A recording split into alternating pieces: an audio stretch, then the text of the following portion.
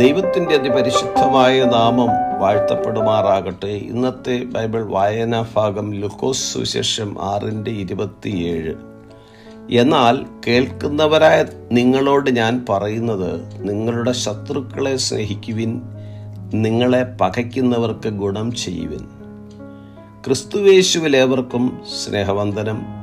യേശുക്രിസ്തുവിൻ്റെ വളരെ പ്രാധാന്യമുള്ള ഒരു പഠിപ്പിക്കലാണ് ശത്രുക്കളെ സ്നേഹിക്കുക എന്നുള്ളത്. ഇന്നത്തെ ലോകത്തിൽ പ്രതികാരദാഹികളായി തീർന്നിരിക്കുന്ന അനേകരോട് ദൈവവചനം പ്രബോധിപ്പിക്കുന്നത് പ്രതികാരത്തേക്കാൾ ദയയിൽ ശ്രദ്ധ കേന്ദ്രീകരിക്കണമെന്നാണ്. ലൗകിക സ്നേഹമെന്നത് സുഹൃത്തുക്കളെ മാത്രം സ്നേഹിക്കലാണ്. എന്നാൽ ദൈവസ്നേഹത്തിൽ അധിഷ്ഠിതമായത്, അതായത് പരിശുദ്ധാത്മാവിനാൽ ശക്തീകരിക്കപ്പെട്ട സ്നേഹം ശത്രുവിനെയും സ്നേഹിക്കുവാൻ നമ്മെ സഹായിക്കുന്നു. തിന്മയ്ക്ക് നാം കാട്ടേണ്ട പ്രതികരണം ദൈവസ്നേഹത്തിൻ്റെ സ്വഭാവം പ്രതിഫലിപ്പിക്കുകയാണ്. ലോകത്തിൻ്റെ കണ്ണിനു പകരം കണ്ണെന്ന നിയമത്തിൽ ബന്ധിതരായി തീരാതെ ശത്രുക്കളെ സ്നേഹിച്ചുകൊണ്ട് അത്യുന്നതൻ്റെ പുത്രന്മാർ എന്ന് വിളിക്കപ്പെടുവാനിടയാകണം. നമ്മെ പകയ്ക്കുന്നവർക്ക് പകരം പ്രതികാരം ചെയ്യാതെ അവർക്ക് ഗുണം ചെയ്യുക. അവരോട് കരുണ കാട്ടുവാനും അനുഗ്രഹിക്കുവാനും അവർക്ക് വേണ്ടി പ്രാർത്ഥിക്കുവാനും തയ്യാറാകണം. റോമാലേഖനം 5:10 ശത്രുക്കളായിരിക്കുമ്പോൾ തന്നെ നമുക്ക് അവൻ്റെ പുത്രന്റെ മരണത്താൽ ദൈവത്തോട് നിരപ്പ് വന്നു എന്നെഴുതിയിരിക്കുന്നു. അതായത് നാം പാപമുഖാന്തരം ദൈവത്തിൻ്റെ ശത്രുക്കളായിരുന്നപ്പോൾ യേശു നമുക്ക് വേണ്ടി മരിച്ചു.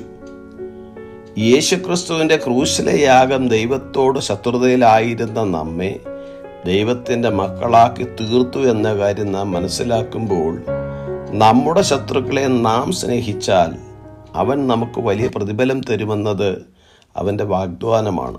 സുവിശേഷ പ്രവർത്തനങ്ങളിൽ നമുക്ക് അനവധി ശത്രുക്കളെ നേരിടേണ്ടി വരുമ്പോൾ രക്ഷിക്കപ്പെട്ടവരായ നാം ഓർക്കേണ്ടത് അവരെക്കുറിച്ച് ദൈവത്തിൻ്റെ പദ്ധതി യോഹന്നാൻ്റെ സുവിശേഷം 3:16 പറയുന്നത് പോലെ തൻ്റെ ഏകജാതനായ പുത്രനിൽ വിശ്വസിക്കുന്ന ഏവനും നശിച്ചു പോകാതെ നിത്യജീവൻ പ്രാപിക്കണമെന്നാണ്. നമ്മെ ശപിക്കുന്നവരെ അനുഗ്രഹിക്കുവാനും നമ്മെ ദുഷിക്കുന്നവർക്ക് വേണ്ടി പ്രാർത്ഥിക്കുവാനും ഇടയാകട്ടെ. ശത്രുക്കളെ സ്നേഹിച്ചുകൊണ്ടും അവർക്ക് നന്മ ചെയ്തുകൊണ്ടും പകരമിച്ഛിക്കാതെ കടം കൊടുത്തുകൊണ്ടും കർത്താവിൽ നിന്നുള്ള പ്രതിഫലം ലഭിക്കുവാൻ ഏവരെയും സഹായിക്കുമാറാകട്ടെ. God blesses all.